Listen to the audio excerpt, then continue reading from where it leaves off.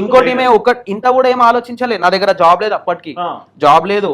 నా దగ్గర ఓగో బైక్ ఉంది, రెంటల్ బైక్ ఓగో, అది ఉంది. జాబ్ లేదు, ఏం లేదు. మరి మీరు ఆయనని ఎలా చేంజ్ చేసుకుంటూ వచ్చారు? నాకు ఏంటంటే నేను ఆయన అంత ఇదిలో ఉన్నా, అంత తాగడం అంతా ఉన్నా, నేను ఇది చెప్పాను అంటే అది దాటడు. అది ఒక హోప్ ఇప్పటికి కూడా అంతే. ఇప్పుడు నాకు అది వద్దు చెయ్యొద్దు అని నేను గట్టిగా చెప్పానంటే చెయ్యడు. సరే, ఇప్పుడు పెడదాం.